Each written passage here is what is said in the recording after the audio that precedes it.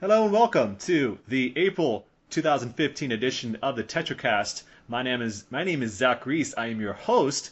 Join us today is a special group of guests. Special because they're kind of our regulars, but we are glad to have them back. So joining us today is first Simon Chun. Hi. Hello. What's up? You not be too distracted about it. Wait, then we got what? Adam Vitali. Hey. We're gonna move on. I'm not going to talk about the fact that you're playing Final Fantasy XIV. Oh, I'm not anymore, actually. Oh, good. You decided to turn your attention to our conversation today. Real people over fake people. That's right. That's right. Best friends before imaginary ones. We got Darren McPhail. Hey. Hey. I got nothing. There's got the awkward pauses in between. This is going to go off swimmingly. And then, of course, joining us, who's been gone for a little bit, but now he's back, David Kreinberg. That's my intro. I don't know if David is feeling that well today. What? No, I'm alive. Like I said, I'll be good. I'm not. You're just lying in a bathtub somewhere. I'm just lying in a bathtub crying. That's right. Well, we need you for the next Danganronpa talk when the new game comes out. That's true. I thought we're not covering that. Well, we'll talk about it. Okay. I mean, sure, it's kind cool of a with that. shooter thing, right? yeah. It's an action game, but yeah, we might not cover it on the site, but we can talk about it. Cool. No one says we can't talk about That's it. true. Yeah, it's not like we're going to write a review while we're doing the podcast. And knowing this group of people, we're definitely going to be talking about Danganronpa. Yeah. We're talking about the superior Spoiling Danganronpa, it. right? Yeah? We're going to talk about the first Danganronpa, because that's the better one. Oh god, let's not start this already. Simon, we don't need this right now. I'll still stand up for Danganronpa 2. Yeah. Super Danganronpa. 2 doesn't exist. Like, what if that was still the name of it? It's like Super Nintendo. I don't think So- it'll make a difference. Anyway, Yeah, so let's move right into games that we've been playing, because I want to get this out of the way because we got a lot to talk about during this month's episode. Some big games came out recently, but I do want to at least touch a little bit about the stuff you guys have been playing, because it's been quite the month. March was huge in recent memory.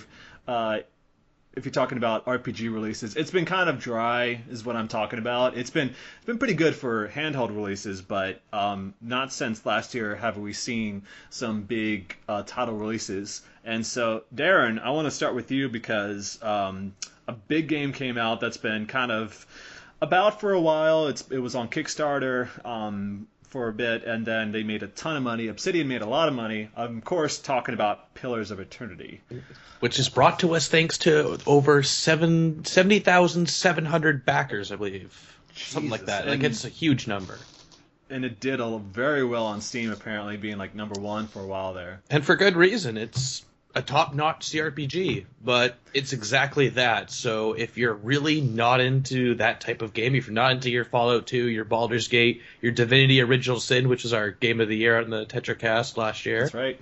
Shoutouts there, good game. But it's very formulaic in that regard. That it still holds all those traditions. It's a bit more accessible, but it's also a bit more refined as well, and it's awesome. yeah, I know Alex is doing our review. He hasn't posted it yet because he's still playing it, but he said it's like very, very good. Yes, that's that's perfectly right. It's a huge game. It's side quest galore. I think my only real issue with it is how lore intensive the story can be. It's like you talk to a guy and he's just using a sentence like, "Oh yeah, the druid Deldrix from the island of North are doing this to the sacred temple, which name I don't remember," and then you're kind of like, "Huh?" And it almost feels like for the first little bit you need a codex open while you're talking to people just so you can follow along. Is that kind of how it is, though? Is it that extremely lore-heavy kind of stuff where you better get some studying done before you can get through like the main swings of the story? Not necessarily all of it, because it depends on who you're talking to. Because some characters will just be like, they expect you to know, and then other people will kind of introduce you to the concept. So I don't think they did the best job of explaining all the lore to you outside of being like, hey, you can read about this here or look here. But it also adds a bit of an interesting sense of learning throughout the game because you're always looking into lore. It also really, because it's so lore deep in the story, it incentivizes looking around, looking at all the books, looking at all the notes you find. Yeah, so it's also really interesting to learn about the world. Yeah, so I haven't played the game, but it sounds like it's one of those like fully realized histories that this game has in this world, and obviously, if it's really deep, they can't spoon feed every little thing to you. So sometimes you do have to just, do a little research on the history, if you will. I mean, like, that's just kind of how it is sometimes when you have that much lore to pillaring your game. And the writing's all really good, so you'll want to read. So, I mean, you've got the guy who made Pillars of Eternity, worked on some of my personal favorite games like Fallout New Vegas, Icewind Dale 2. Just to kind of give something to compare it to, because like Adam, I haven't personally played it. I intend to spend a lot of time with it. Just got a lot of the stuff ahead of me before I can actually get to it. But kind of, I heard that the combat itself is very very strategic. You have to do a lot of pausing and restarting to like set your party members. Like there's no AI at all. It's really it's party AI. It's that you have to tell them exactly what to do. Is that kind of the case? It definitely is. There's pretty much. It's not like Dragon Age where it's like your allies are always doing something that you have to give them an order if you want them to do anything. Otherwise, you'll have a lot of the instances where you'll start a fight, a guy will kill someone, and he'll either go to the next enemy or he'll kind of look around. So it's very intensive like that, and the pause button is a godsend because without it, the game would be impossible. The combat's very difficult, very strategic. Like, encounters are going to be based on what spells you're using, what buffs you have going on, and where people are, what weapons they're using. Like, everything's a factor, but later on, it does balance out a little bit, and it kind of edges in the favor of you when you're higher level that you'll be kind of steamrolling through fights. Okay, so I'm not super familiar with the game, so I kind of have some loaded questions in terms of mechanics. So, like, I'm assuming you have, like, your main character who you can kind of, mold in whatever way you want. But basically the things I'm curious about are how does your main character operate? How do you choose your party members? Are they like set classes, and is there like various choices you can make in terms of who's in your party? And also like how do skills work and all these sorts of things. So like how do you coordinate your party and things like that?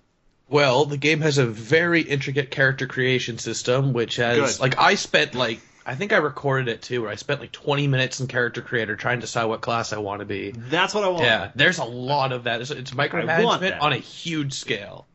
Like, when you go through a dungeon, you'll probably pick up like 50 items that you're going to be selling. Like, that's just how it works. But to answer your question, Adam, each character that you recruit does have a preset class, but you are free to dictate how their class will work and what skills they learn.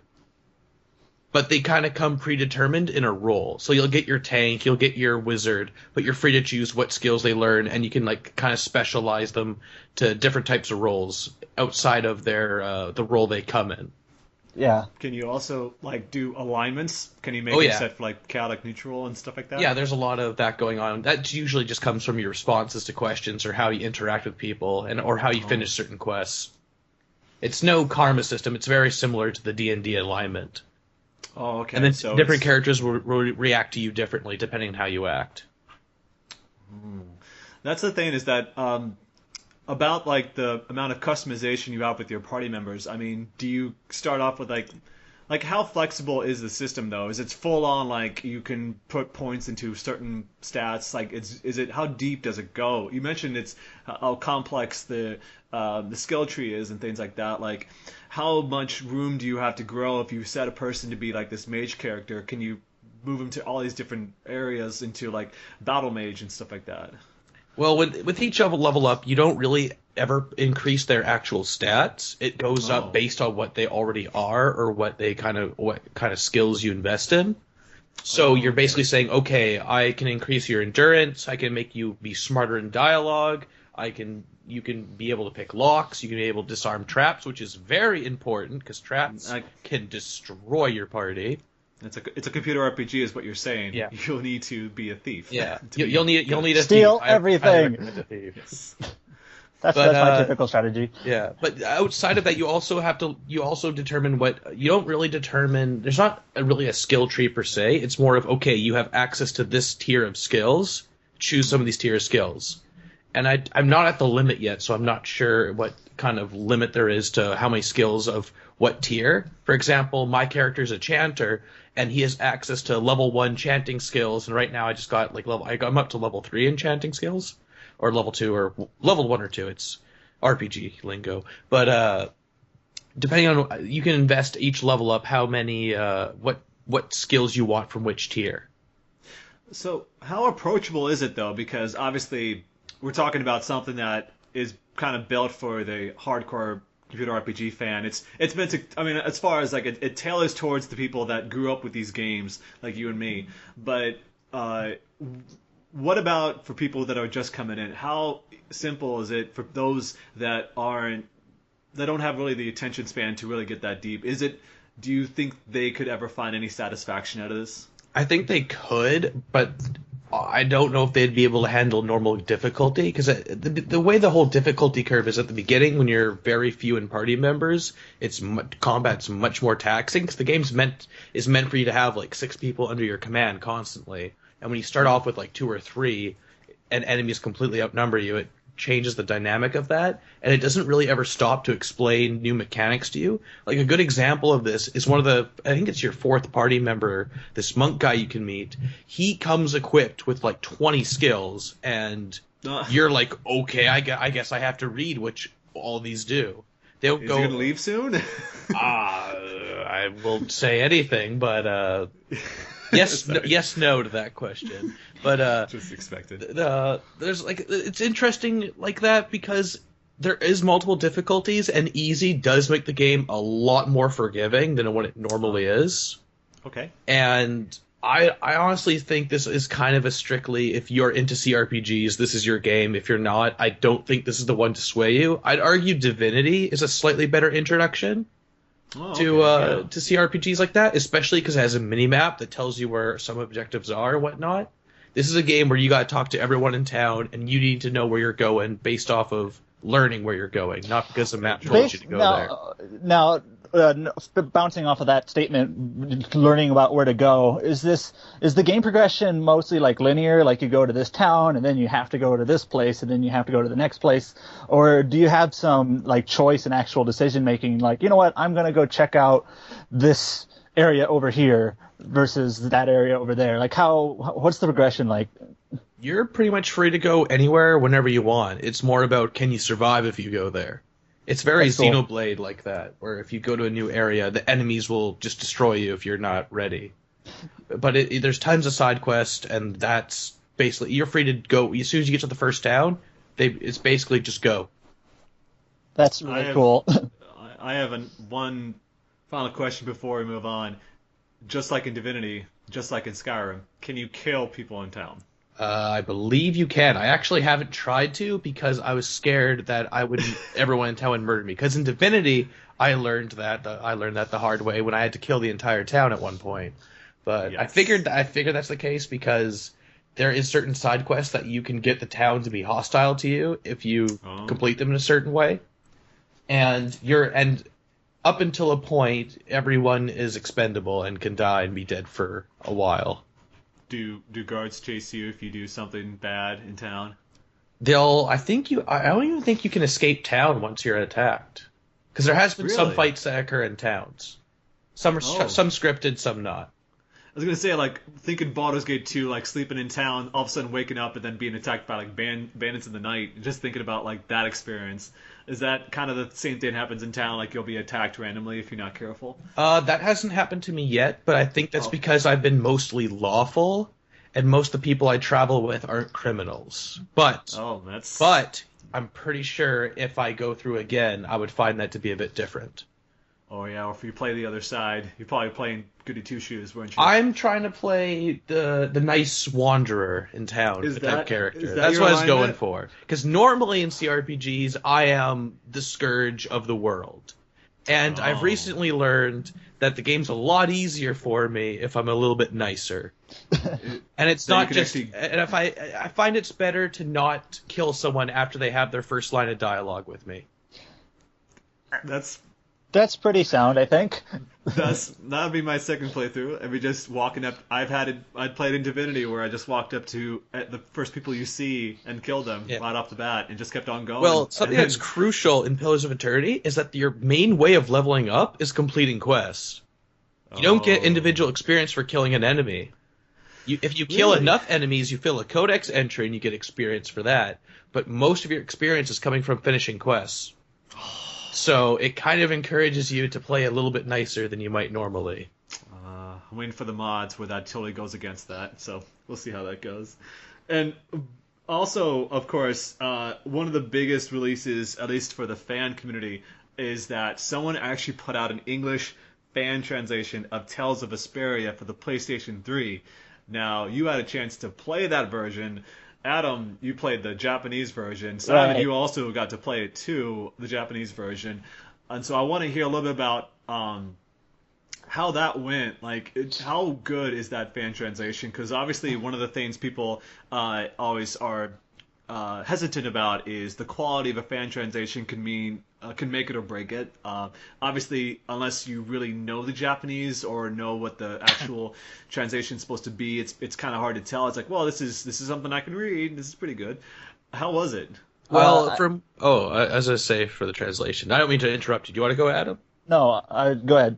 Okay, I was just going to say, from what I read, because I played about 4 hours, I've only played about 1 day for it, because you need quite the setup if you actually want to play it. Yeah. You're going to have a modified PlayStation 3 if you want to play it. Or until the day they come out with a PlayStation 3 emulator.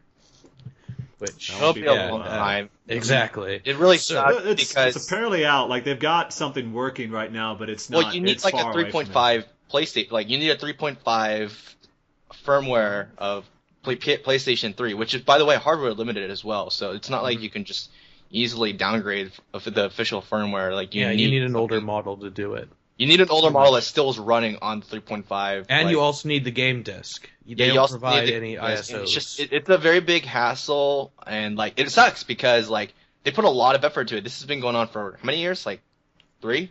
I think maybe even 4. Like 4 or 5. Yeah, I've been following this for years. And I don't even know if 100 people, or like over maybe I don't even know if 500 people are going to experience this fan translation. Like, yeah, I don't know. It's the ultimate niche at this point. It's actually like, wanting to play it.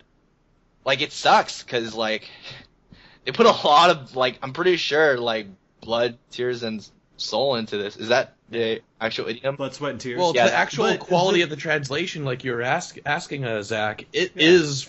I don't know if they used any of the 360 script. I think they've used some. Did. So everything seems on par because I've seen some of the new events for the PlayStation 3 version, and they totally mesh in. I never went, oh, that sounds weird. It all flows together really well. I've only ever noticed like 1 or 2 minor errors in terms of the speech bubble would be coming out of the wrong person when someone else was talking, but that's only ever happened like once or twice so far. So it's all seems to be working really well, and it seems like a quality translation. The game is good. That's good. It's a good game. That's good. That's the version I wanted to play. I mean, that was the one I was hopeful would come back when they were teasing Tales of Graces, and people thought it was going to be Vesperia because the logo kind of looked the same, so people were trying to line it up with the cloud. It was really weird. Well, the weird part is there's existing files in the game. They found files that indicated an English release. There's some stuff that was translated, and there is dialogue for characters in English. Like indignation. There's like dialogue for indignation and like ultimate elements and like they got the dialogue there and stuff. Fingers crossed for a PS4 version or something or PC. I mean, Valkyria Chronicles did it, so who knows? I don't think we'll ever see a PC version of Vesperia. Like, I can dream, damn it. Well, I don't know. I'm wrong, but like after Valkyria Chronicles, that was one of those things like no one expected it to hit PC, and some might say it was the biggest surprise of the year. Yeah. That's right. Some But would also- say but that, also- right? Namco is pretty PC friendly. I mean, they have like all their licensed games like Naruto and DBZ coming out on PC, so who knows? Yeah, One Piece. Yeah, Yeah. like Zestiria PS4 possibly coming to PC. That's could also be. Yeah, a there's thing, that too. listing. But Yeah. that's Zestiria probably PS4? wishful thinking. Yeah. Is it really wishful thinking? Of Vesperia being Oh, coming to I PC? thought you were Yeah, talking about probably. Zestiria. Yeah, Vesperia I think is really wishful thinking. I mean, this long after release too. Right, and although what Valkyria Chronicles was 5 years after its And release. Symphony's I got don't an know if HD there's remake. actual official special circumstances with Microsoft. Like I don't know if like that really. I don't think anyone really knows. I don't think it's ever been revealed. The speculation is that Microsoft paid for some of the localization somehow, but that's more Wouldn't just surprise me either. Just because this was a really speedy, like this was one of the speedier localizations of the Tales franchise. Like Right. if not ever, because this was like I would say maybe a month, maybe a couple of weeks between the Japanese and Mhm. the English release. So like I wouldn't be surprised if they did, if Microsoft did have a sort of a hand in it. But I really don't expect this game to ever just make it over to PC. I mean, I think it would actually be It doesn't excellent seem if it. it did. If like, my God, like I would buy 5 copies of this if I could. But Supported that, yeah. even if it has like not so a great aged combat system, but I mean, in the grand scheme, it's that even if you are not able to get that, it's that they did put out that browser version that you could experience, so you can still import it, play it on your PlayStation 3 as it is now, experience it, use that guide, and still have a good time with it if you can stand looking at a guide while playing the game, kind of thing. I've done that before with plenty of 360 games. version, like Vesperia PS3 is totally like doable. Like I think Yeah. Simon and If I you know the both game. Simon and I both played the 360 version first, and then played the PS3 version just in Japanese because Yep. why not? Right, That's what I So- did.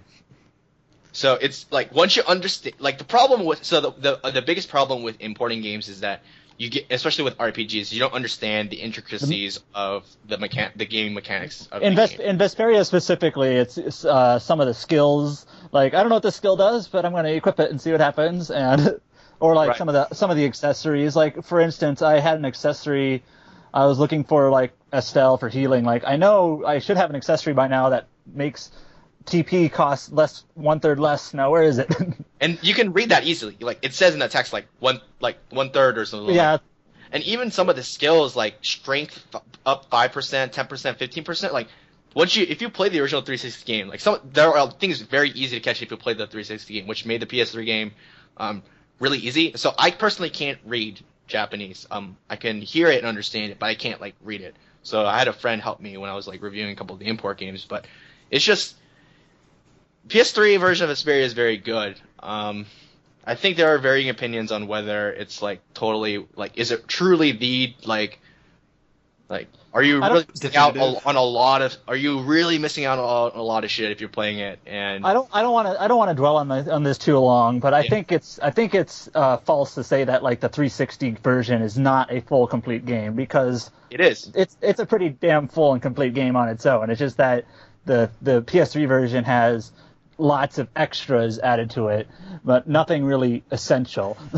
It's the best version of that game, but it it is a doesn't definitive make the version. original obsolete. Right, but the only downside to the PS3 version is that the loading times and the frame rate are just a little bit weaker than it. And the graphics are also at a lower resolution. Right, there's But that little makes bit- sense because of the engine. Yeah. Right.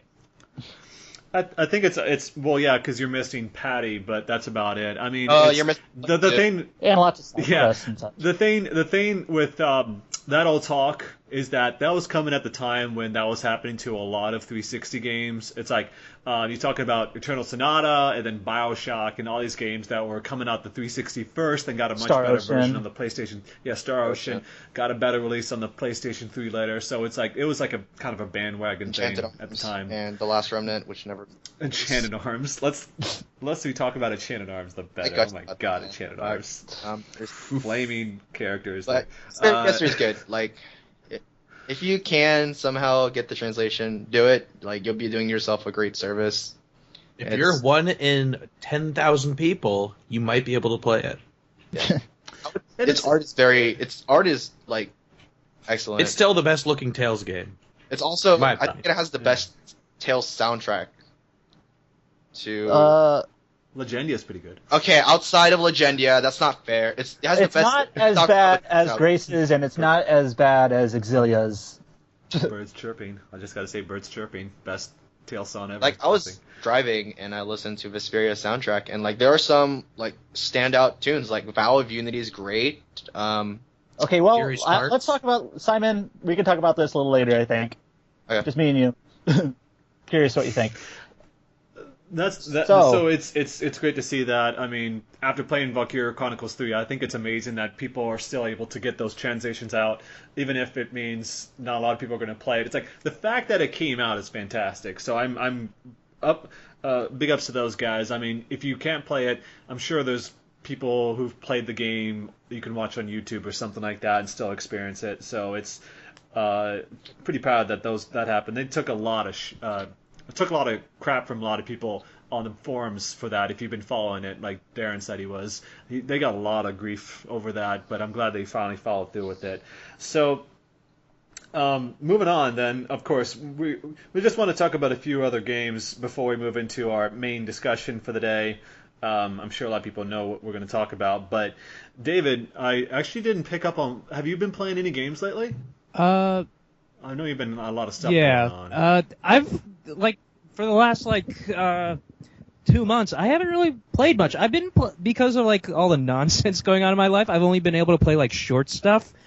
Not really RPGs, unless you want to stuff we cover. Maybe Silence of the Sleep. That might be something we cover on RPG site. What's that? Exactly? It's I've never heard of that. It's a really interesting adventure game that oh god, I don't know how. Remember when I told you guys about the cat lady? Yes. A while back? Yes. Yeah. It's kind of like that, but not really. Visually, it's got the characters are silhouettes.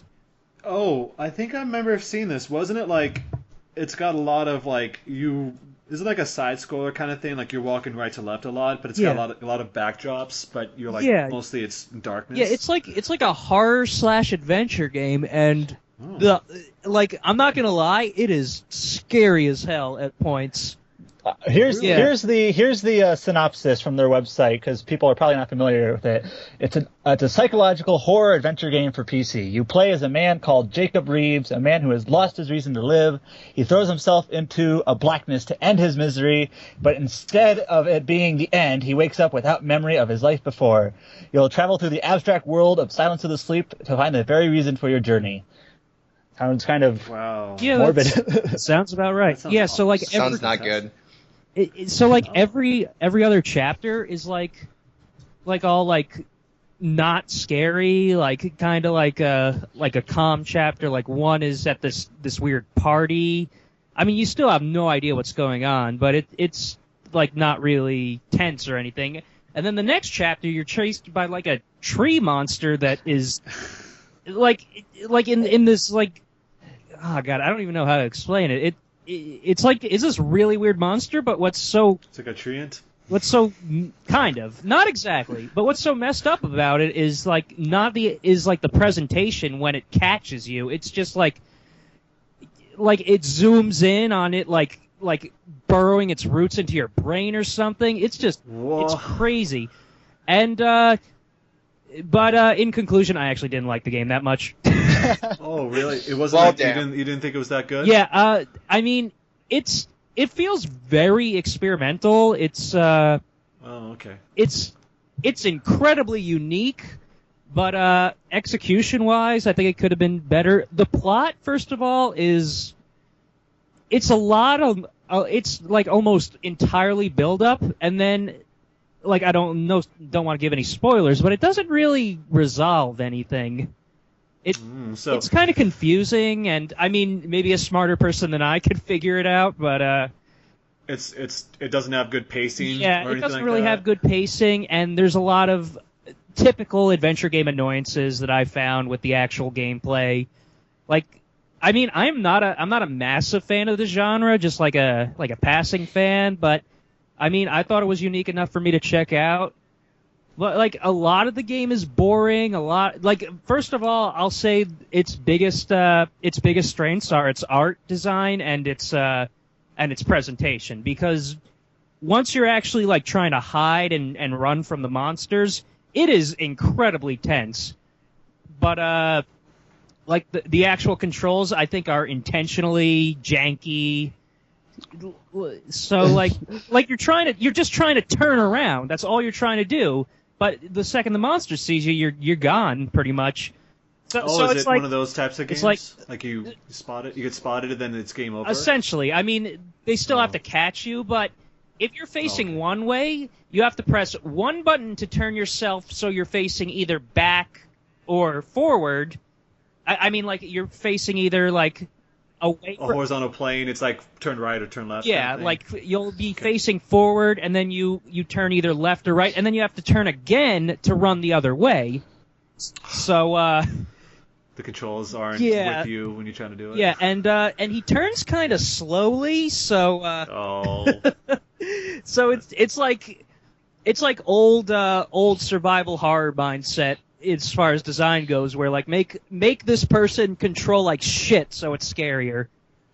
And I selling it on. I could kind of appreciate that, but I just did not have the patience for it. I beat it, but still, it was annoying at points. Is it relatively short since it's experimental? It's like a 6-hour game, I guess. So not bad. I mean, I think it was worth the price. I got it on sale on GOG.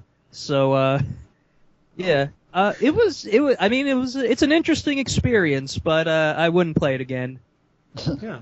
Who knows? I mean, maybe they'll make another one that's they'll learn from they'll learn from their mistakes and make a better one. Who knows? I think it has like a 65 or something on Metacritic. I don't know, something like that. So mixed reception. I've been hearing. I think I'm starting to remember more of it. Like, yeah, I've been hearing. It kind of just the visuals. It kind of looks like it's an adventure game, like with that side scroller like perspective. Although it's not a platformer, and it's kind of like a silhouette style, sort of like Limbo, only a little bit more stylized. It's kind of like Limbo, but like you said, more stylized. Completely different focus. Of course. Yeah. It's not a platformer, but it's kind of got that same perspective and somewhat similar with the silhouette. Things like that. I mean, so yeah, anyone who wants to check it out, feel free. It's just you might love it, you might not. So yeah. David's the one hitting us with these like artsy indie games when he asks what he's playing. I mean, yeah. I've also been playing a lot of like really short, free RPG Maker random games that I've just been finding. There's a lot of those sitting around. Apparently, when I'm stressed out, that's what I look for. So, like, I've been playing like something like Mogeko Castle, which is really fucking weird. It's like this this RPG Maker game where there's all these like demon cats that want to like kill and rape you. And wow, what's this these creepy cats? What? I mean, okay. First of all, it's not one of those games. It's just got a fucked up premise. Let's continue. And and they really like prosciutto. So if you give them that, then they don't hate you as much and want to like do stuff to you. Wait, like prosciutto, like the lunch meat? Yes. It's as strange. Wait, I've never heard of this before. What is this? Prosciutto? It's a type of, I don't know. You've heard of prosciutto, or you've heard of this game? I've never heard of whatever that first thing. I don't know how to pronounce it. It's a weird game, but you know what? Don't look it up because it's stupid. But yeah, I mean it's like a hard have you guys ever played like Witch's Castle or anything like that? No, I actually haven't heard of that. House, I'm sorry. Or or Corpse Party. That's the one everyone knows. Oh no, have you guys played that game? I'm the only one here who's played Corpse Party? Oh, man. I know of it and its mystique and about buttering up things. We'll play it, because I've been waiting for the PC version. That's about all I know about buttering up things is about all I know of Corpse Party, too. I think I've been trying to play more adventure games. I think one that I really enjoyed was Edna and Harvey's New Eyes. I played a lot of that, and I loved that game, and it was pretty messed up. it's all about like living at some homeless shelter or this home, and then like all these crazy things happening where it's all about like illusions and like it's tricks on your eyes and stuff. What's it called? It's a pretty crazy game. Harvey's New Eyes. Yeah, I think I have heard of it. And then Harvey, yeah, it's a sequel. It was weird playing that game because apparently a lot of stuff happened before, and I was like, I went straight into a sequel, but I still really enjoyed it. I did that with the Xenosaga series. Jumped into number 2, thinking. What were you thinking? So thinking it was like Final Fantasy, and like number 2 like literally starts like 5 minutes. It's episode 2. It literally says episode 2. Yeah, and it literally starts like 5 minutes after the end of episode 1, and I was like, what is happening? And the opening to Xenosaga episode 2, though. Yeah. But anyways, before we go off on that, but yeah, it's. So, David, that's been pretty much it, though. Obviously, like I said, we got a lot of stuff going on, but... I mean, if I had a PS4, I'd be on top of Type 0 in an instant, and, like, 15 demo and stuff like that, but yeah. Do you plan on getting that anytime soon? 'Cause... Soon? I hope so. I can't... waiting for these, I mean, I do need either a PS4 or a bone, but I'll try to get enough money for my birthday for it, which is in a few weeks, so probably not. But yeah, I'll try. I'm trying to get it soon. Maybe wait for E3 or something. Who knows how things are going to go this fall? But you don't want to like buy one and then they announce like a Slim or something. And it's yeah, of course. Unless it's like the PS3 where they just take stuff out. Exactly. Yeah. Oh, I know too well about that. But so, Adam, you've actually been covering a game for the site that is going to go live shortly after this podcast goes up, because the game's about to be right. out. You've been playing some Etrian Mystery Dungeon. Yep. The crossover game. Yeah. So, the 2 games I've been playing recently in sequence is Oreshika Tainted Bloodlines and Etrian. Oreshika review is out already. Etrian goes out next week. I'm still under embargo, so I can't like give much in terms of like impressions yet. Okay. But I can talk about how it plays a bit. So first of all, I've never played an Etrian Odyssey game, so I have. Really? No, I'm pretty familiar with them from a secondhand perspective, and I've played some of the offshoots of other franchises, namely SMT, Shin Megami Tensei Strange Journey, and Persona Q, which are basically the other Atlas franchises in the style of Etrian Odyssey. So yeah. I kind of knew that, but this game is actually not an Etrian Odyssey style game at all. It just has that aesthetic. It's it's a mystery dungeon game, which is a roguelike, which I only have a very, very thin history of roguelikes. But I kind of knew the general, setup. You go into dungeons that are randomly generated. You're going down floors, and if you die in the dungeon, you lose a lot of your money. And if it's a true roguelike, you lose everything, including your levels and everything. But it's not that hardcore. Okay. So basically, I guess first of all, the story and narrative premise of the game is very, very straightforward and kind of get you playing type of startup, and then before you know it, you choose a party of 4 from the Etrian classes. So these are like your Landschneck, which is basically a warrior. I don't know why they just don't call him a warrior instead of Landschneck. Because it's fantasy. Yes. And gunners, medic, rune master, which is like your mage, and all that. And the kind of the bonus and the kind of the special class is the wanderer, based off of the Shiren series from Spike Chunsoft. Those fun games. Yeah, which is also roguelike in some way, right? It's pretty much you die, you go back to level 1, and you lose all your stuff. Yeah.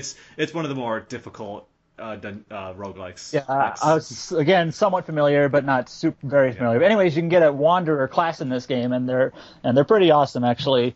So I've been playing it. You basically control, up your party leader, who you can choose whatever you want, and you have your other 3 guys following along behind you, and they are basically pretty autonomous in terms of they just kind of act on their own, they do what they want, but they do follow you, and they're pretty smart. So like if an enemy is a magic casting enemy, they'll try to, silence it, or if someone needs healing, your medic will heal them. You don't get a lot of options in terms of party control, but they're pretty smart and like AI. But I saw that you can like control like their formations. Is that true? You can, but to be quite honest, I don't really know the point. Oh, okay. So they normally follow along behind you, so in a line. It's got the typical roguelike map structure where there's a bunch of basically narrow one spot paths, so they have to be in a line. But then you enter the rooms and where things open up. But the thing is, your party is smart enough to get in line to where they need to be useful. Like, for instance, your gunner, which I'll just say, the gunner is probably my MVP class. They're very, very useful and very, very they make things a lot easier. But as soon as you walk into a room, your gunner will basically line himself up, either so he's in a diagonal or in a straight line with an enemy, so you can attack it. And they have a long range, so you don't need to like baby him in terms of like, you go there and attack this enemy. They're just kind of pretty smart in about how they do that. So you can press a button while you're in a room to kind of change your party's like formation.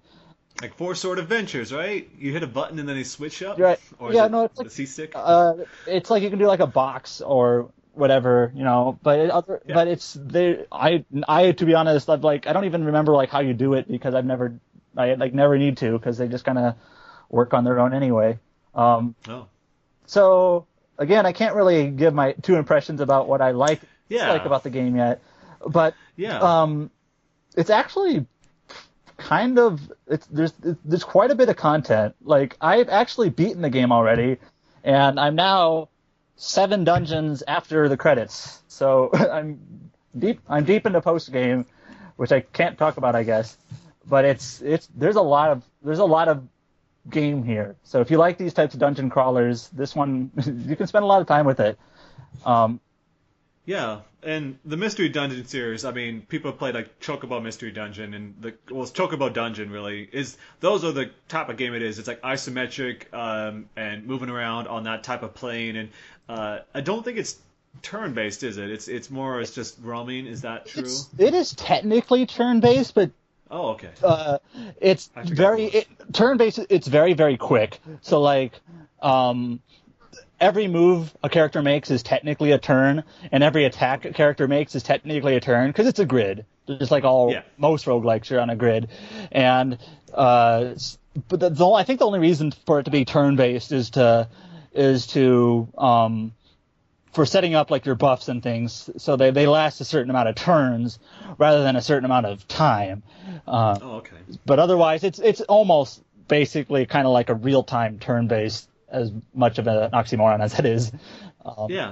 Those games have tended to be a lot more approachable. Etrian Odyssey kind of depends, but the Mystery Dungeon series have been kind of made a name for itself of being more approachable to a younger audience for those interested in those types of games. And so, obviously, your impressions will come later, so we'll discuss it then. But I will say that this game is not difficult. So I know like some roguelikes have, the impression of being like really tricky and hardcore and and tough, but this game is, like I said, I had really no experience with Etrian and very little experience with roguelikes, and I got into it pretty without much hassle. So it's good. It's maybe not like a Pokemon Mystery Dungeon, it's just kind of going through the motions. You do have to. I forgot about that. Yeah, Pokemon Mystery Dungeon. I forgot about that game. There's like 4 of those. How can I forget about that? That's right. But it definitely requires a little bit more thought than that. But it's nothing undoable. So, I'll have a review for that next week before it releases sometime. Yeah, I mean, and so the main Etrian Odyssey series is one that I've been meaning to get to for like ever now. The 4 is like always on sale. The Untold series, they just like recently put up about Untold 2 coming to the West. Right. We didn't do a podcast last month, but that happened. And so those games are almost always on sale. and I played 4 and loved it. So I mean, Untold is a remake of the first one. The first one, Untold, is that. I know this is kind of stubborn, but I kind of want to play the original first one and go from there. See the Why? Huge time commitment, probably, but it's like play the beta test before you play the actual version. It's like it's the same. The biggest draws for those games were the storyline. So it's not so much the gameplay. The old games weren't that great because like the earlier ones, like there was no like auto mapping, right? And it was pretty tricky. I think Untold takes the best elements from Etrian Odyssey 4, which is arguably the best one, and so I'd probably argue against trying the originals, but obviously do what you will. So, but yeah, it's I mean, for me, I put up reviews for Atelier Shallie. That's up on the site. I didn't think it was that great compared to Escalage, which was my personal game of the year last year. They didn't really cap off the Dusk series that well. A lot of things were left unresolved. They had characters that briefly showed up that were very like Aisha, who was the main character in the first one, briefly shows up, which is blows my mind because how important her story was through the whole thing. And she was even talked about a lot in the second game. In the third one, she's like a footnote, which is a shame. And a lot of other characters barely get touched on. So that was disappointing. But other than that, it was. One thing I found talking about. Now, I've never played an Atelier game, so I don't know. Coming up this with a lot of experience. Yeah, but one thing about those series that seems kind of interesting is that it's a yearly or nearly yearly series now, and there's been like. It's kind of weird where the passage of time in the series is actually quicker than the real life passage of time. Like, so this Atelier Shallie is set like 10 or 15 years after Atelier Ayesha, right? Yeah, it's of Escalage. Yeah, well, I mean, it's shortly. I mean, it's a trilogy, right? Ayesha, Etcha, and Lagi, and Shallie, and there's the time jump there is like 5 years each, right, or something like that. Yeah, Escalage kind of happens somewhat concurrent with Aisha. I mean, it does. It's because one of the characters in the second game is important in the first game. I'm not going to spoil it, but that there is some concurrent plot points going on. But yeah, they're pretty close together, and that's kind of how the sub series have worked for the Atelier series. Is that there's like 3 or 4 games in a set. Like the Ire series, and then you got the blanking on it, the Arlen series, and so you got this one, the Dusk series, and they're working on their next group of games right now. But Gust is, but yeah, it's kind of like that. Now, Atelier Shallie, it got rid of like the time limit, which I know a lot of people like. Fans of the series weren't too keen on, although I know some people did seem to appreciate it. What were your thoughts on that? Well, I kind of touched upon on the review. It had no bearing on my review because I know it's one of those things that people have been wanting for a while because of how big an issue they took with the fact that it felt like you were being rushed all the time. And so I can completely understand that, and that's why I didn't make it a big of an issue. Some people thought I should have, but I didn't because of that very reason. Because I know it only helps the series if more people can play it and don't feel like they're being like they have to be that they're feeling frustration from having to deal with that. And so I totally understand that, and that's why I don't talk about it. I mean, personally, I like having that rigid structure, that kind of strictness about it, because I felt like my time matters, and so I better hurry up. But it felt weird because you could make an argument that the world map makes sense if you're going point to point, because there's time that passes in between. Here it's just like, well, you don't have time, so you're just basically going from point to point, zooming over the map. Like it's just you just wish you could like cross over on the land and not worry about these stupid points. But I don't know. It felt like you could really tell that Shallie was made on a budget, like a tighter budget because of that. But that's just my, just trying to pull from that. But I don't know. It's Shallie. It's still a good game. I'm not gonna knock it because I still like the characters and the sub characters and all that. They did a good job. I just felt like, as far as like the story was concerned, I was left a little disappointed. The ending wasn't wrapped up that well. I felt kind of like empty sitting there because like this is the cast off. Like you don't see these characters anymore unless they do some weird like cameos in later games like the other ones have. So it's like at the end it felt like it was like this big like happy party, and I was like, wait, this is even like the big overarching. I shouldn't talk about this that much more, but it's people should play it for themselves. But I still think it's a decent game. But maybe I need some more time with it. But I covered that. But I did want to briefly talk about Final Fantasy 15 because Type 0, as David said, did come out this past month. We have a couple podcasts about that. You can check out the first one that we did with Alex and Aaron from RPG Site. Alex played pretty much the episode Duscae demo. We talked about most of the events that happened during it. I had a pretty good time with it. I don't like the combat much. I don't know how many of you guys played it. It's really shallow. In 15? Yeah, I'm not. Am I really being sort of asinine and sort of judgmental when I say that? Like, I don't know. It feels like it's really watered. I understand this is the demo. You cannot judge that this is going to be the end game product of 15. Yeah. Like, or it's just the end game phase, like when it comes to gameplay. But like I look at this from a groundworks phase. Like, I know they're going to add in magic and all this stuff. Like, I don't know how they can make this an interesting game based off the framework of what they're going for. Like, I just can't. You pretty much hit the nail on the head because it's like any demo of an RPG. It's like you're going to jump in on this on the very beginning of what the combat could turn into. So it's like, say it's like you got a 5-hit combo. What if that turns into 10 hits, 15 hits, 20-hit combo with all these different variables thrown in? It's like then it could be exciting. But at this point in time, it's not to be overly harsh, but it feels a little sloppy. I mean, it's like, there are a lot of. I know this isn't an action game, but there are a lot of action oriented. It is. Well, action RPG, sort of. But there are a lot of action oriented games where it does start out very basic. Where like if you compare like typical gameplay in the first 4 hours compared to typical gameplay in the last 4 hours, it's like. It's very different feel, like due to like you were saying, due to new variables, like due to the progression and things like that. So it's hard to say like what this might turn into. And of course, they're going to keep things at the root for now in terms of what they can offer here. At the same time, like there are. So I don't want to go back to it, but I think this is an apt example.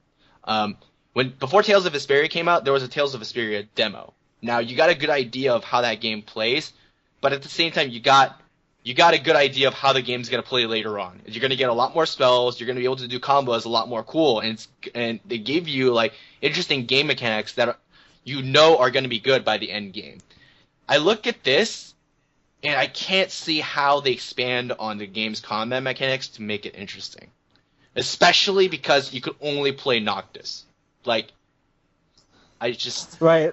One of the things I like about I like about like the Tales series and other like party based action RPGs is like the variety in character play styles. So I'm thinking like Tales or even some of it's kind of that here too though. There is there's Well, I'm thinking like East Memories of Sesselta, some of the other East games, where you have different characters and they play very differently, and you can get that little bit of variety in terms of just like I said, different play styles and kind of keep things fresh as you go along. And if you can only play as Noctis throughout the whole game, yes, I know he's going to get new abilities as you go, so it's not going to be the exact same thing over and over. But it would be cool if you could play as other characters eventually. It's personally coming.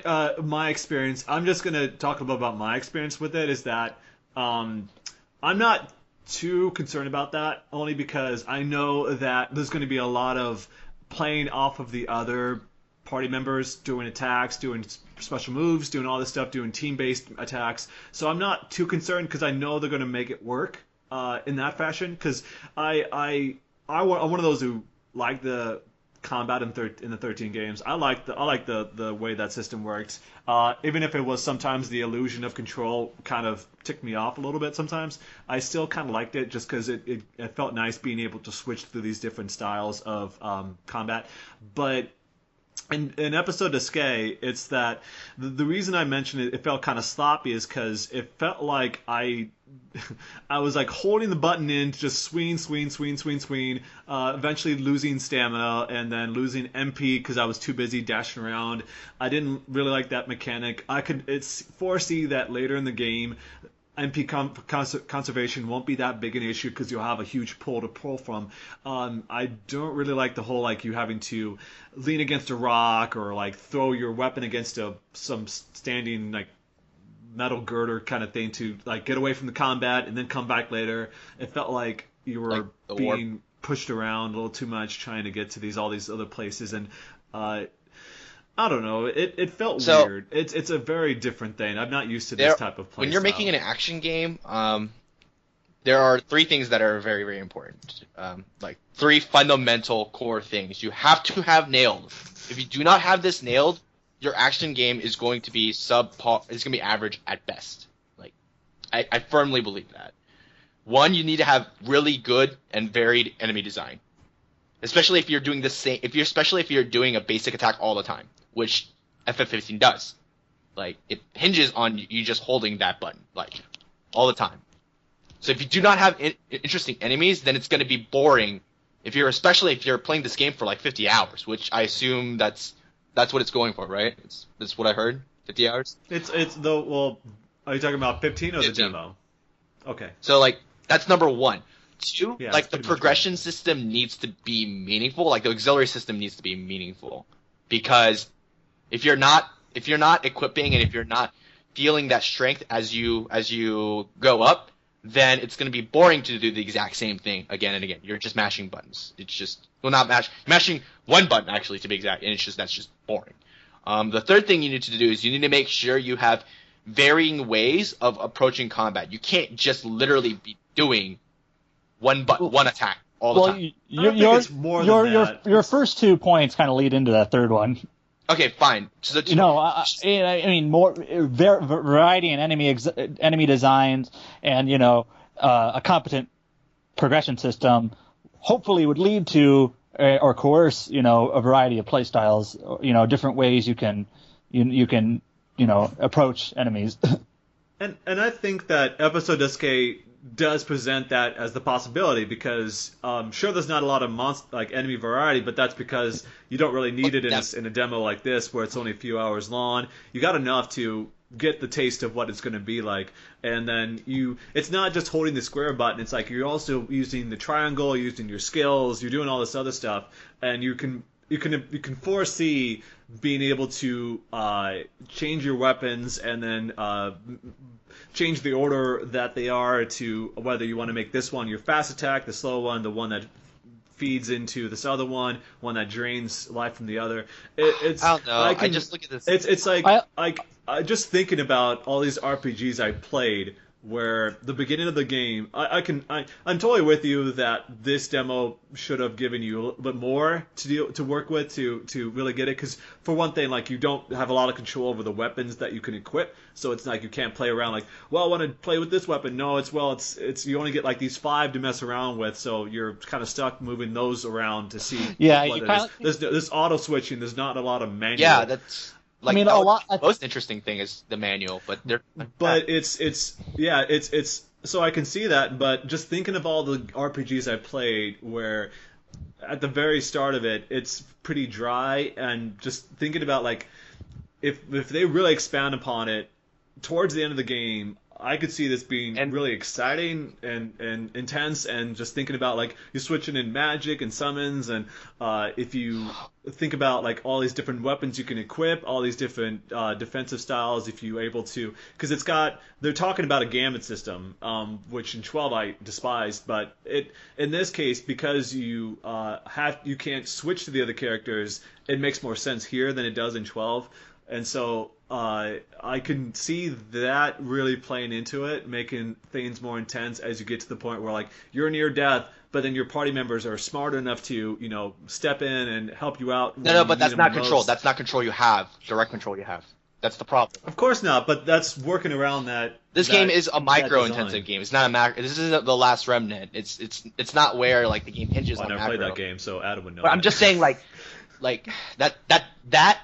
because the game when you're playing an action game, you're relying on literally instant gratification. That's what you're working off of. Like that's the philosophy of an action game is that you get instant gratification. So when you don't have direct control of what's going on, then you've already lost what the. It's different. I mean, it doesn't because it's. I don't think we should like. By the way, criticize this it is not an action game. This is not an action game. Well, then doesn't that render the point mute then? If it's not an action game. Well, what Zach was saying earlier, I totally agree with. Which you can argue whether or not it agrees or it belongs in this type of game. But what Zach was saying is that in the demo. Well, let me step back a bit.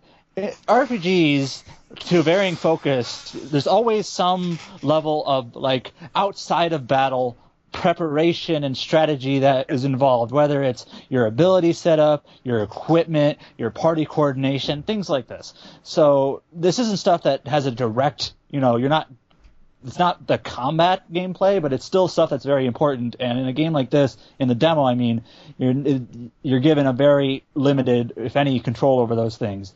So that's one of the things that I definitely agree. That's one reason why you might argue that RPG demos might not be a very representative product because you're missing all this stuff. But that's the thing. You can kind of. I'm not saying like you have the right to condemn this game because the demos. That's not what I'm saying at all. But I'm saying with my understanding of from what I've experienced, like I can't imagine this being a very deep game. I disagree. It's just because they haven't offered us much. Because there's menus there that are like grayed out. Like you can't even access skill even if they haven't formally announced it, like people can still imagine. I don't see. It's 18 months away. I mean, it's so far away at this point. It's hard to tell. You're not understanding. I'm saying I can't personally imagine. Sure. This game having that much depth at all. I guess I'm more. I mean, first of all, I haven't even played the demo yet, so I'm not speaking from experience. But I tend to be a little bit more optimistic than that. Then they can always around the corner like say, hey, we're introducing this new system or idea into this game that might change things significantly.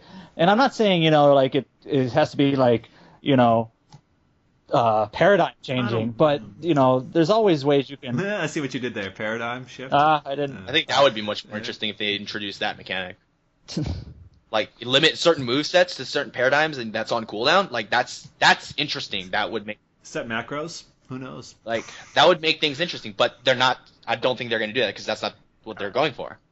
Are they not doing macros? I could have sworn that they mentioned being able to set I'm not combo saying moves. doing Because I was macros, thinking but White like, Knight Chronicles. Like, what makes a Final Fantasy game is job systems. Like that's.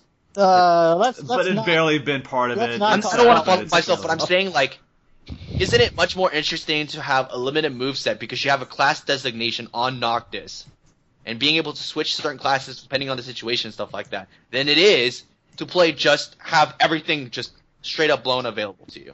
Yeah, but we know this going in. They already talked about like we're going to make the mage class obsolete because we're going to have these characters who just use potions and things like that. So you don't have to deal with that anymore. I mean, personally, that was like, oh come on, I love the white mage, but it's kind of like fooling. I'm not speaking to you. I'm like fooling myself, thinking that I wish I had the ability to change what Noctis is, but he's meant to be like a jack of all trades, like a normal human warrior class kind of thing, where he only has these set moves and skills. So deal with this. The other people around you will help pick up the rest.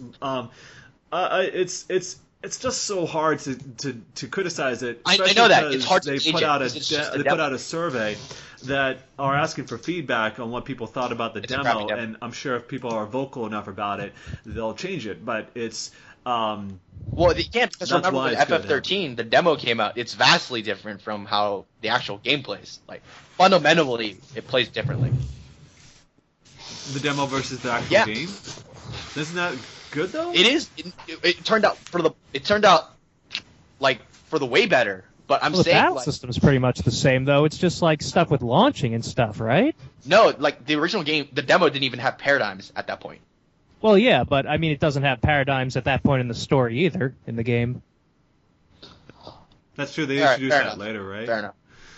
But so I mean, so that was that. I mean, the combat being what it is, I felt it was kind of. I don't know. It needs work, but I know that it's so early that it's kind of hard to tell. That's kind of as what Adam said. Sad phrase to say. Like I can't believe we're so far in after the re-announcement that we're like, oh, this is still early. Like I just it's so long. No, I'm just mentioning like that, but it's like Adam said. Like me personally, I'm not a fan of RPG demos because it always never paints a good picture. Very rarely does it ever come across as telling you what the game is actually going to be like, because you're talking about a 40 or 50 hour game. So many things can change in that time. So many things can be introduced. What I spent most of that demo doing was either running around or breaking the barrier, because someone apparently posted a video of how to do it. I was able to do that on the second or third try, so I ended up running around finding places to run through the terrain and like finding these weird places, running down to the middle of the lake where that crystal is being at. I'm not going to spoil it, but that was pretty fun. So I just ended up doing that for most of the time I've spent with that, but I'm still looking to it. I'm more excited for it than I've been in years, and I'm looking forward to seeing what they can manage with it. I'm still questioning what exactly they plan on doing, but we'll see how that goes. For the rest, you guys can check out that podcast that we did with Alex. But let's go ahead and move into the what was meant to be the primary discussion, a big release for the PlayStation 4, Bloodborne. Now, Simon and Darren, you guys were the ones who played it of this group. David said he doesn't have a PlayStation 4, so clearly I can't be part of this Adam conversation. didn't play it. Adam's been saying he hasn't played a lot of games today, so we'll see. He'll never get to it. Never. He'll never get to it. His brother will, but he won't. I'll probably watch him. That's right. Your brother's playing it right now, isn't he? No, he's gonna wait because he doesn't have money. Oh, that's right. Yeah. But Darren and Simon, you guys played a lot of it. I want to hear your thoughts after playing the other games. It's a great game. I want to first start this off with saying, is this better than Dark Souls 1 and 2? Well, it's better than Dark Souls 2. That's hard to say. That's not a hard. Let's start this discussion again. Like, that's not a hard to beat. Let me ask something else. Is this a Souls game? No, it's not.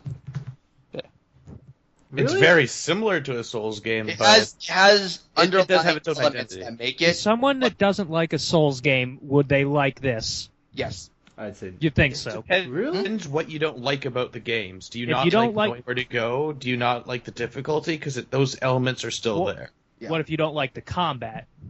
I think It's very. I think that this could turn your route. If you play Bloodborne, if you approach Bloodborne the same way you would approach Dark Souls, you will die so many times. It is not funny. Interesting.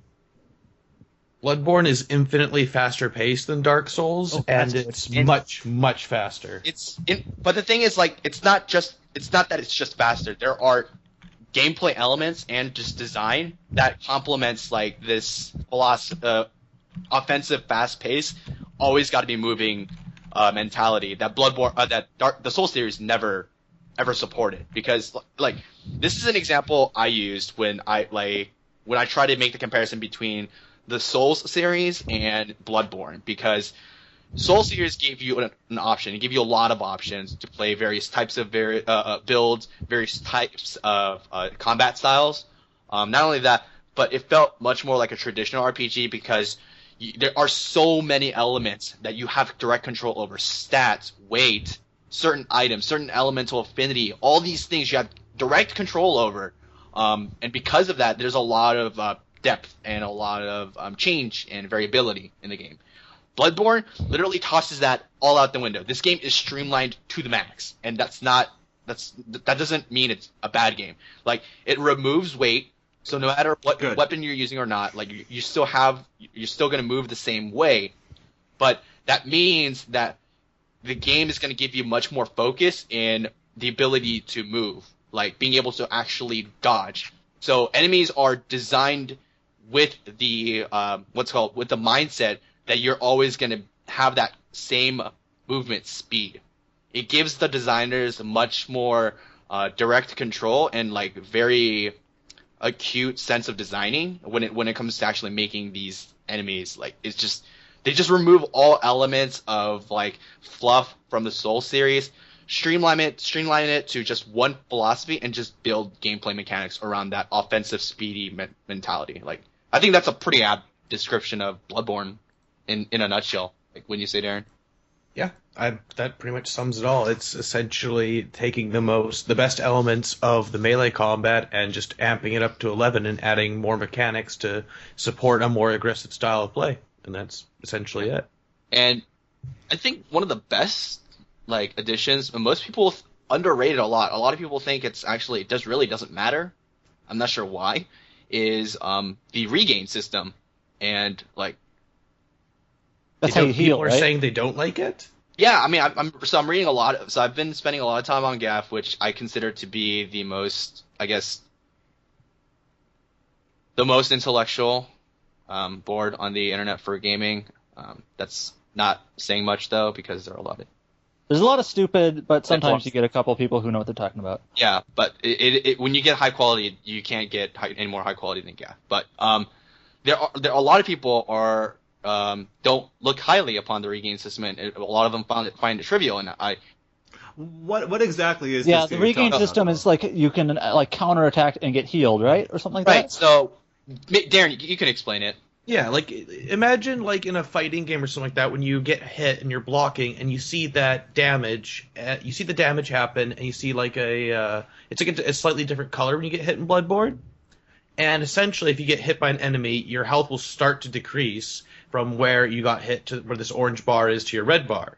And if you hit the enemies right after you get attacked, or within a certain time frame, whatever the limit is, you can regain that health back per hit.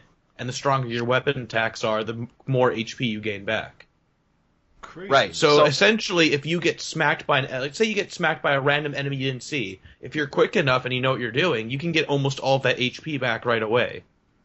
Right, but that's also dangerous too, because if you don't know that enemy and you know that the enemy is going to attack right back, you could lose more health. So it's that idea of don't be afraid to attack, because there is a mechanic in place where you can get health back, but know that if you rely on that system too much, or if you rely on the system the wrong way, you're going to be punished, because these enemies hit hard.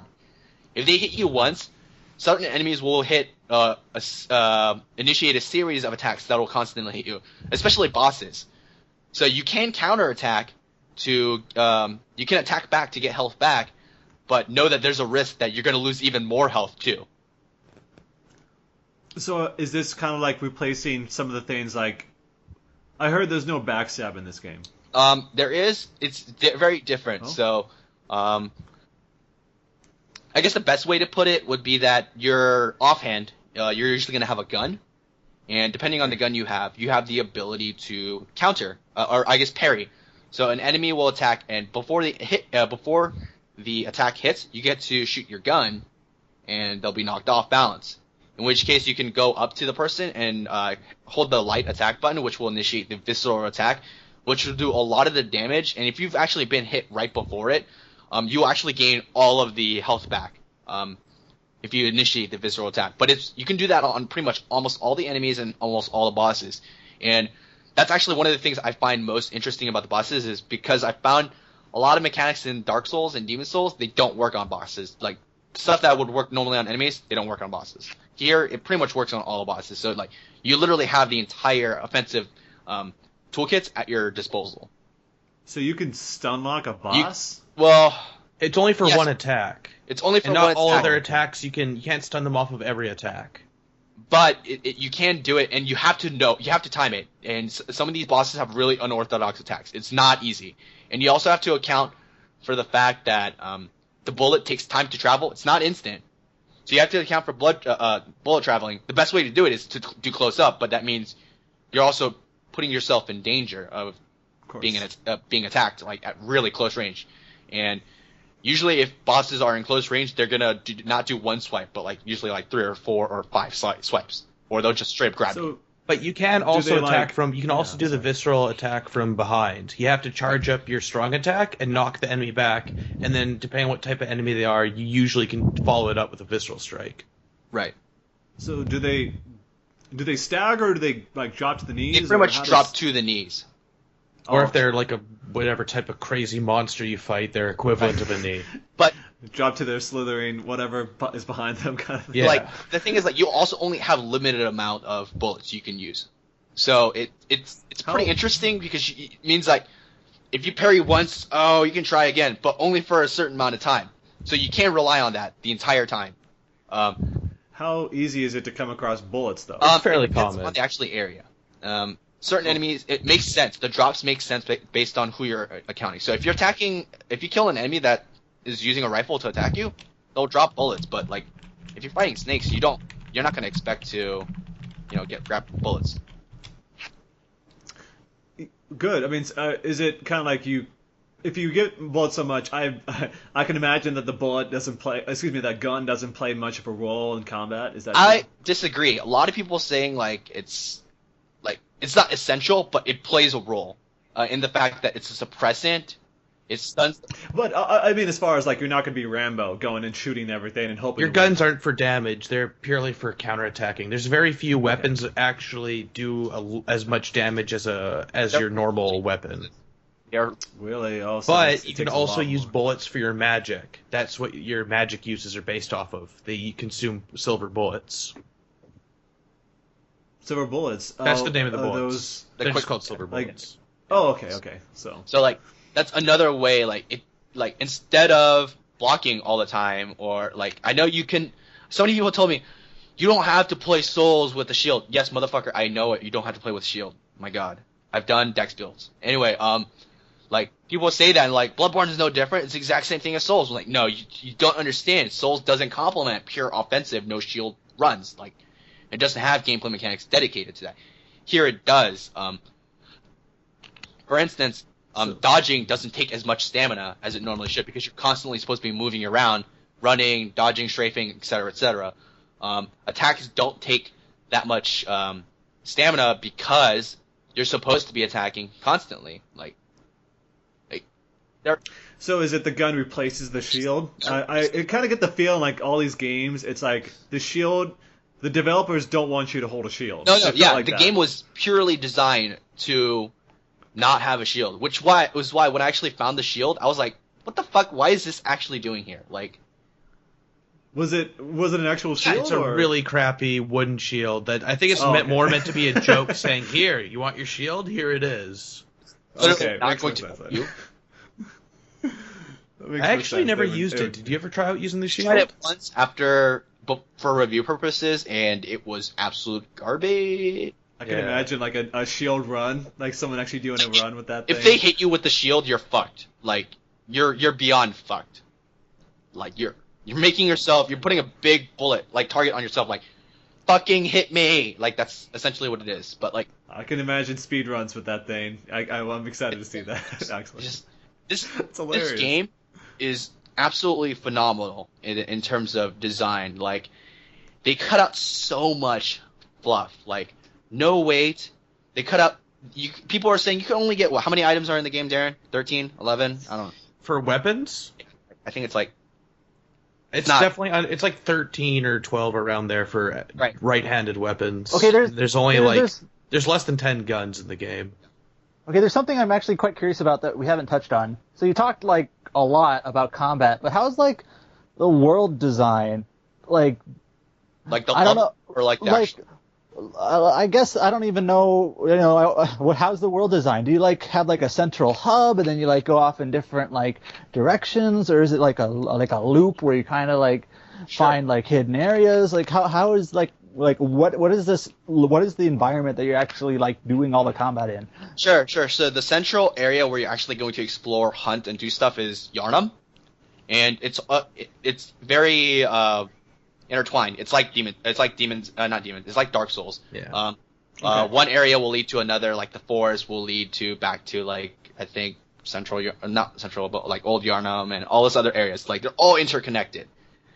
In the beginning, it'll seem very linear, but you're gonna find new ways to get to certain areas, even within zones and between zones too. And you're like, oh, so this is where it leads, and you find new places. But when you're not often exploring, you find checkpoints, which are lanterns, which are equivalent to bonfires from Dark Souls.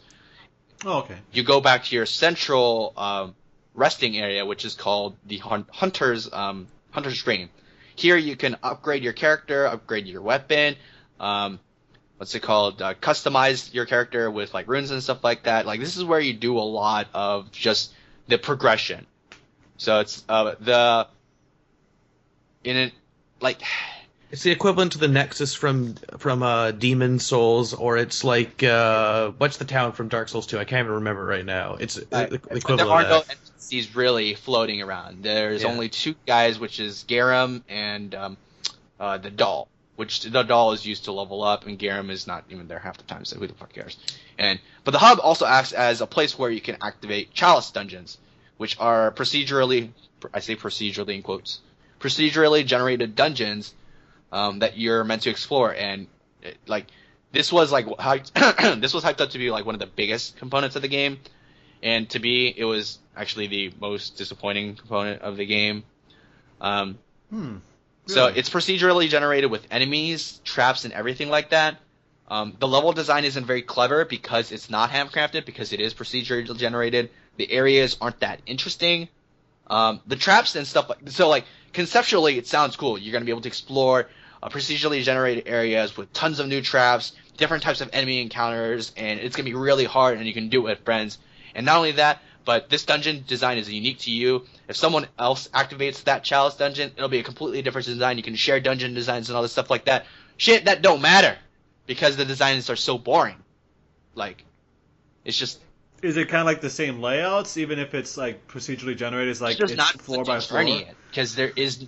It's small, short. Is it like it's a small? No, area? because there's no sense of progression. There's no sense of accomplishment. I'm like, yeah, I conquered this area. I finally got out of this hellish area or something like that. It doesn't feel like that because how you approach Yarnum and how you approach Chalice dungeons are different. Because essentially each dungeon there's like different layers to the dungeon. There's like 3 overall layers, and each end of a layer has a boss fight. And as soon as you enter a layer, you'll automatically see the door for where the boss is, but it's locked behind a door that you have to open by finding a switch somewhere in the dungeon. And so a lot of the time, like, I was trying to rush through some of the Chalice dungeons in order to see all the boss fights, because there are unique boss fights to the Chalice dungeons. But I say unique in quotations because some of them are just beefed up enemies, or in some cases they're just recycled bosses from the main game with a slightly different twist. But there are a couple of bosses that you can only fight in the Chalice dungeons. But I found myself, like, at first I'd go, I'll explore every nook and cranny. But the thing is, most of the rewards in the Chalice dungeons are just used for accessing other Chalice dungeons. Oh, so they don't really feed back into the main game that it's much? more of, if you want to go through the Chalice dungeons, you need to go through the Chalice dungeons. And eventually it got to the point where I would just be rushing through and grabbing the switches as quickly as possible, then heading right back to the boss fight. It's just boring because, like, when you're exploring in a main area, you have that sense of discovery. I'm like, I'm gonna find every secret here and there and all this stuff like that. And there's no shortcuts either in these dungeons. Yeah, since they're relatively like they're not very long either. Each floor is roughly, if you're doing really well, you could max. Oh, maybe. It's just it's a fun distraction though. I did have a buddy I was going through some parts of the game with just to test out the co-op, which works really well so far. And the Chalice dungeons are a good outlet for that. So if you have some friends you want to play with and you want to go through dungeons like that, it's a fun way. It's a fun little distraction, but it has nothing on the main game. Yeah. I do agree with Simon that it is a bit disappointing. Part of the main draw of like the Souls games is the very good level design, and Chalice Dungeon just doesn't have that. There's no sense of accomplishing. Oh my gosh, I escaped this hell of a map. This area sucked. Like, poison everywhere. It sucked. No, I mean that's like one of the areas. Like, there's freaking pools of poison. That's a gimmick in one of the dungeons. Is just poison everywhere. I hate that. Like, And I actually saw streams. So many people were like, as soon as they got poisoned, they used an antidote. And I'm like, you motherfuckers, you're doing it wrong. Let the poison run through its course, and then just use a blood vial. Like, antidotes are hard to come by. like, you're doing this wrong, and there's that no sense of accomplishing the level, because the level isn't posing much of a challenge in Chalice Dungeon. It just doesn't.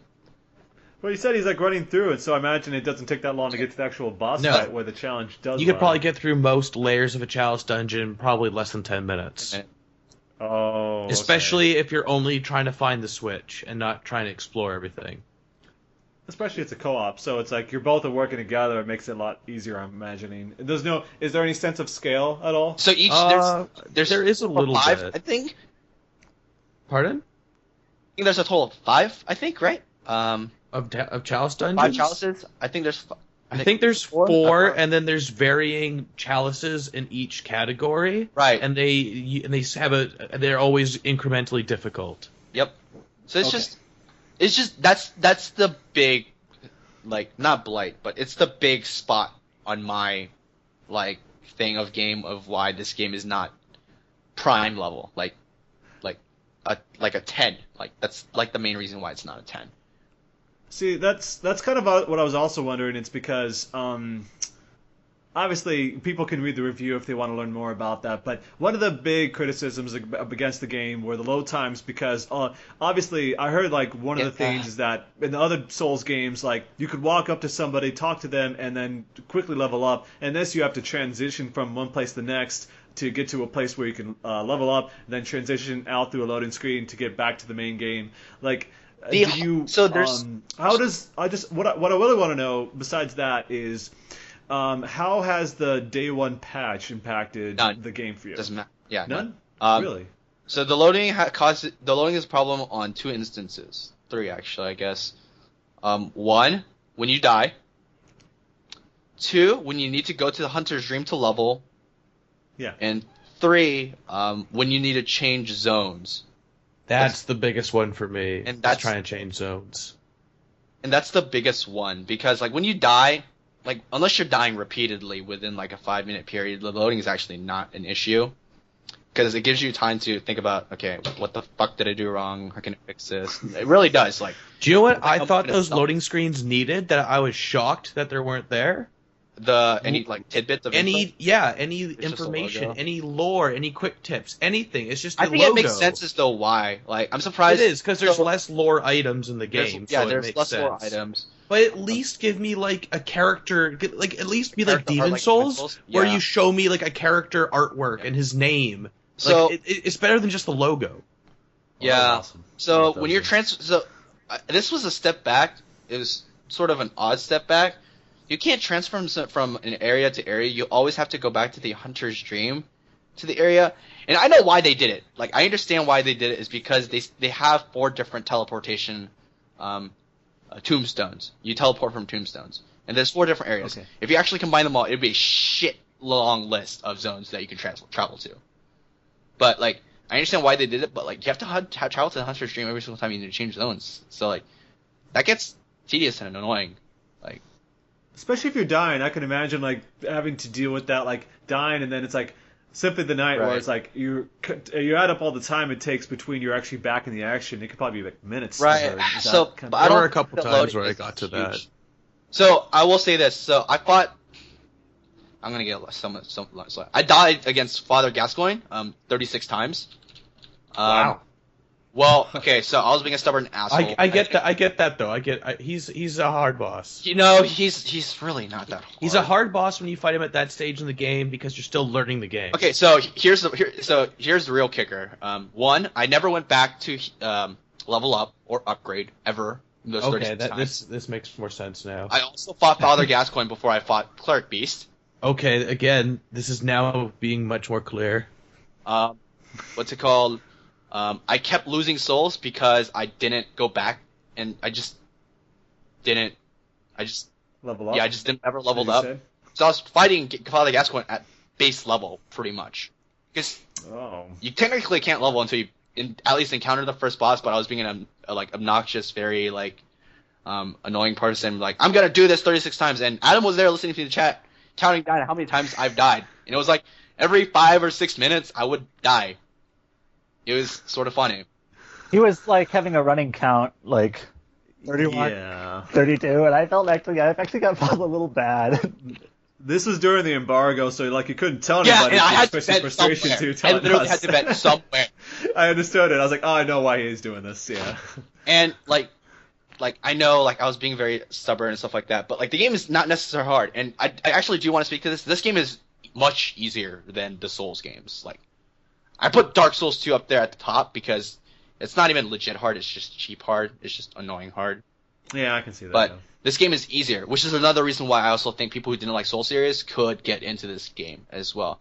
But this game is phenomenal, despite its problems. Like it's easy to overlook them. I really do think I mentioned the loading thing in my review, but I really do think the loading is easy to overlook. I think at some point they'll fix that too.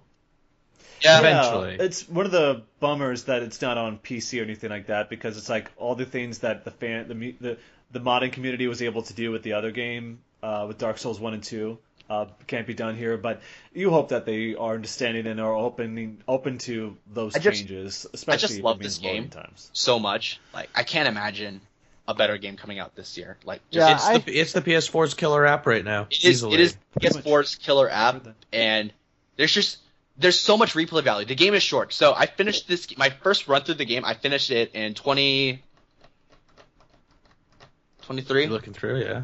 I told Adam like how long it took, and I think it took like maybe 23. I mean, you got the game on like a Wednesday, and you were done by like Friday or Saturday. Saturday morning. So like I played the game starting from launch at 9 o'clock on Monday, and I beat it Saturday morning. How many hours? And he never slept. I also had Pillars of Eternity going on too, so sleep was rare. That's also including almost all of the Chalice dungeons and every optional boss fight in the game. So much. I didn't skip too much, but I did end up skipping certain stuff. But the game's not long. The game, because of the game's offensive philosophy, like there's only 13 weapons in the game, but all 13 weapons they all have different movesets. Like to make new characters. It's really varied, it's really interesting, and it works really well. They change. Those weapons change. They look awesome when they flip from like the... I was playing the Burial Blade, which is, by the way, is the scythe, which acts as like a curved blade a bit. But like that moment when you memorize the enemy moveset, like, oh, he's not going to be able to attack back. This motherfucker's going down. And you just take out the stick on your back and combine it, and you make a motherfucking scythe, and it's so satisfying. You're just like... Bitch, you are motherfucking going down. It's going from, is it like basically one-handed to two-handed? Yeah, it depends on the weapon, what its property is. Like I was using one weapon that's essentially a mace at one point, and in its alternate mode would give it a lightning buff. Yeah, which was pretty useful. Awesome. I've seen pictures of that. That looks really cool. Like this game looks pretty. So one of the, I want to go back to one of the main criticisms that the game got is that the game has less weapons. It doesn't really matter because the 13 weapons you get are so unique, and there's customization levels that may seem simple at first, but the different variety of weapons you can make is just so diverse. Like you're choosing the weapon not because of like the stat it offers or because of like what buffs it offers or special effects or whatnot. You're really choosing the weapon because of the moveset. You're picking it because it fits your playstyle. Because I found that my friend and I would be going back and forth between different weapons just based off what we prefer and how we play the game. Yeah.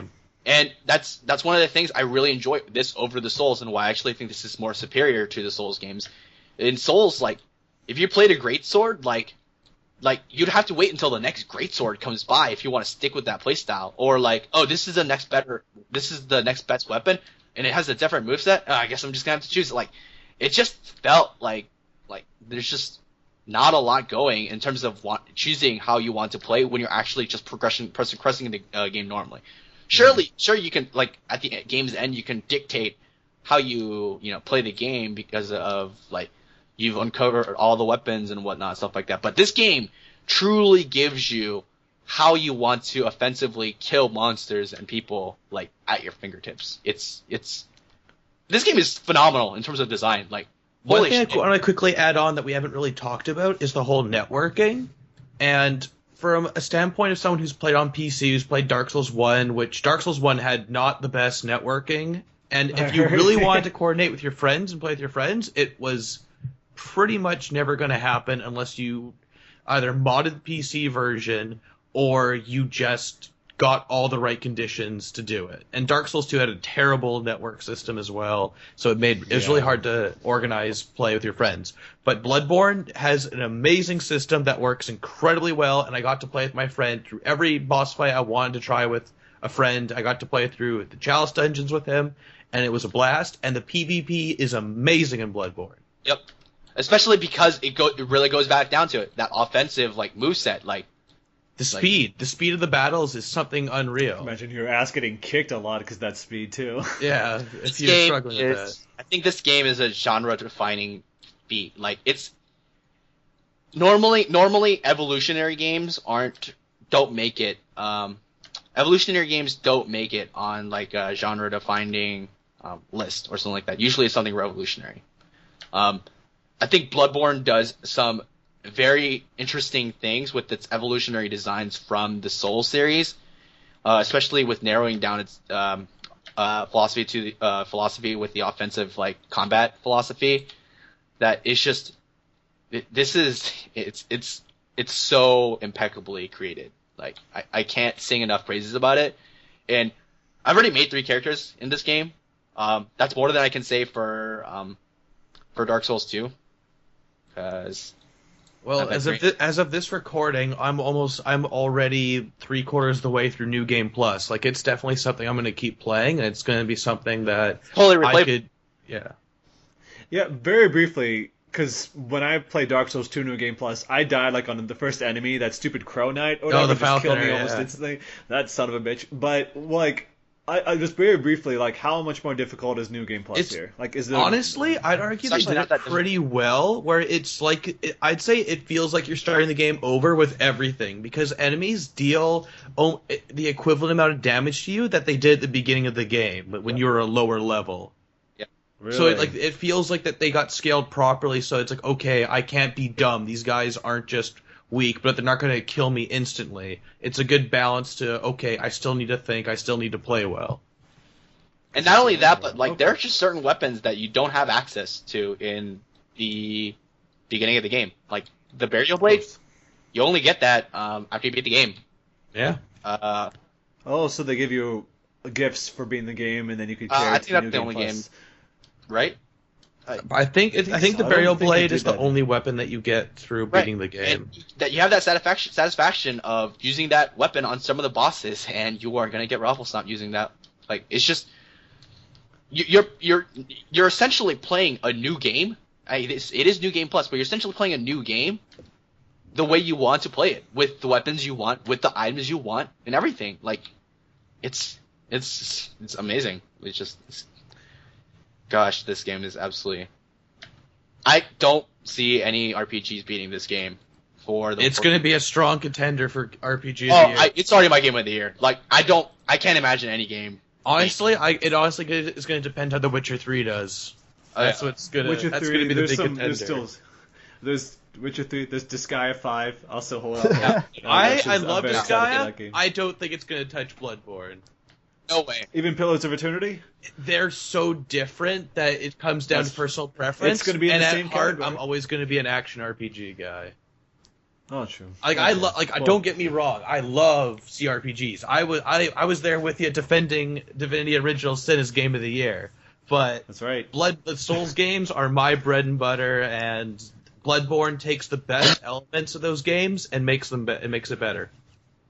To be fair, this year is definitely looking more exciting than last year, so we'll see how things go out. But that's going to do it. Obviously, we've talked about a lot of stuff today. There's a lot of stuff coming up on the site pretty soon. We'll have reviews, once again, for Etrian Mystery Dungeon. We'll have a review for Tokiden Kiwami, I guess it's pronounced. So we'll have that. Story of Seasons. Simon, you're working on that. Alex is doing... Xenoblade Chronicles 3D. And Pillars of Eternity, because we don't have it reviewed. He's still playing it, so he'll get that up when he finishes. Yeah, so we'll have those ones. I'm kind of blanking on anything else that's going on right now. Liz will have a review for Awakened Fate Ultimatum pretty soon. She was wrapping up on that, so we'll have that on the site. So check that out. We already got some pretty good stuff on the site. Bladestorm Nightmare, we posted a review for that. Check it out.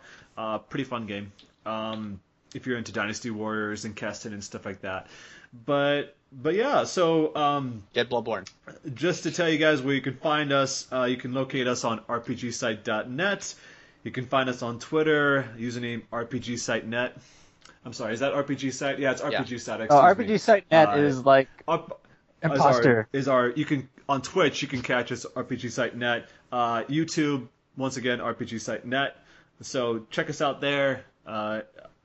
Real quick, why don't you guys give us your personal Twitter accounts as well in case you want to follow us. I'm at Zach Reese. Simon? I'm at Chaos90, which is KAYOS 90. Because you can't spell Darren? chaos. You can find me at Gaming Pilgrim. And I am King_Sida, Seda. Totally not a king. Well, Sida. He changed his name. It used to be different. I know that. Sida Cap is was already taken, taken. Right? No, I changed it. I didn't want my account to be totally connected with NeoGAF, so yeah. You should. Scrubs on Gav. My gosh.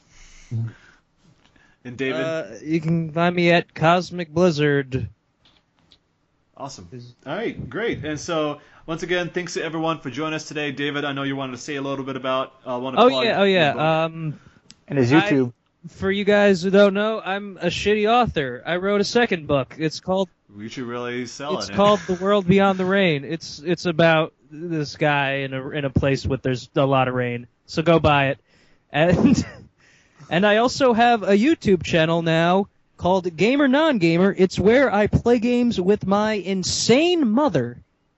So I'm not kidding, and she is insane. So it's funny. So go watch it. Go subscribe to it. It's called Gamer Non-Gamer. Zach, put a link in the YouTube account or wherever. YouTube Put account? a link in this video. In the description.